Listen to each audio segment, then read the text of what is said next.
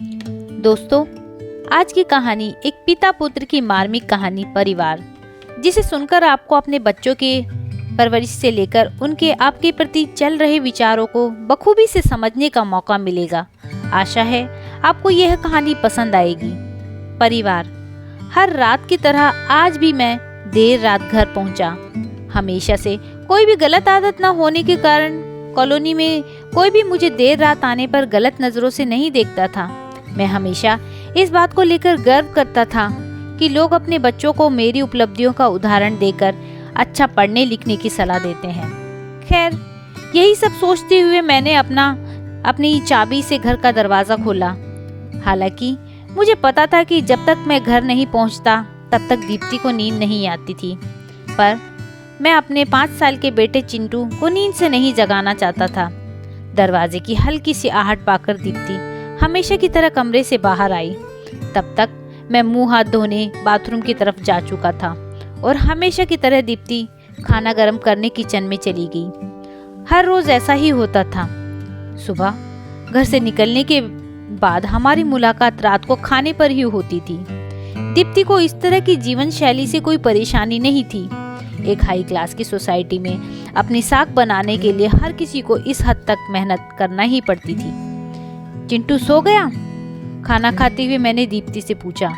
हाँ, काफी देर से आपका इंतजार कर रहा था, लेकिन इंतजार करते करते ही सो गया, दीप्ति ने शिकायत भरे लहजे से कहा।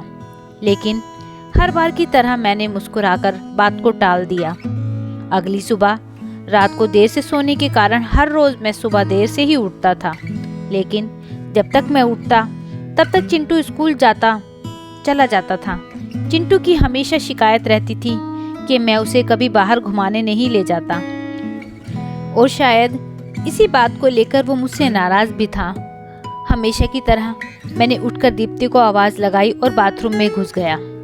थोड़ी देर में ही दीप्ति नहाने के लिए गर्म पानी ले आई। तुम नहीं होती तो मेरा क्या होता? हमेशा की तरह मैंने पानी की बाल्टी लेते हुए अपना घिसा पिटा डायलॉग मारा और हमेशा की तरह दीप्ति मुस्कुराते हुए खाने की तैयारी करने किचन में चली गई। खैर, ऑफिस के लिए तैयार होकर जब मैं डाइनिंग टेबल पर आया तो चिंटू मुंह फुलाए बैठा था।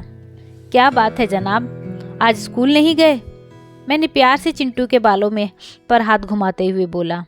आज संडे है, चिंटू ने गुस्से भरी आवाज से कहा। काम की भागदौड़ में मैं यह भी भूल गया कि आज संडे है, और आज दिन में मैंने चिंटू के साथ मूवी जाने का वादा किया था, लेकिन आज तो मेरी मीटिंग के लिए ऑफिस जाना था। मुझे ऑफिस जाता देख चिंटू को अपना मूवी प्लान खतरे में पड़ता दिखाई दे रहा था, और शायद इसीलिए वो मुझसे गुस्से में बात कर रहा था। पापा, आप 1 घंटे में कितने पैसे कमा लेते हैं? अचानक चिंटू ने पूछा। चिंटू ने पहले कभी इस रवैये से मुझसे बात नहीं की थी। शायद गुस्से में उसने ऐसा कहा।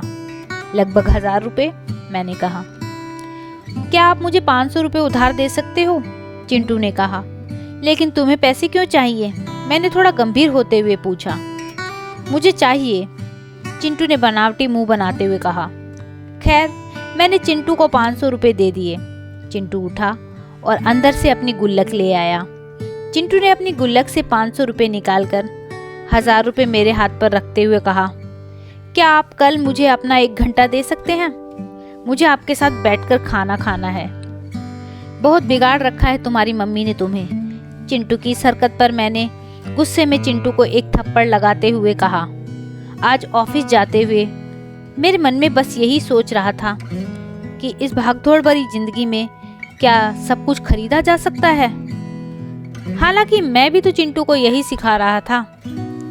कहानी का तर्क यही है कि परिवार के लिए पैसा कमाने की चाह में हम परिवार को समय देना ही भूल जाते हैं। जिंदगी में सबके बीच में तालमेल बिठाकर चलना ही समझदारी है। तो दोस्तों, आपकी इस कहानी के बारे में क्या राय है? मुझे कमेंट करके ज़रूर बताइएगा। अगर आपको कहानी अच्छी लगी हो तो इस कहानी को लाइक कीजिएगा, शेयर कीजिएगा और मेरे चैनल को सब्सक्राइब कीजिएगा। वीडियो देखने के लिए धन्यवाद।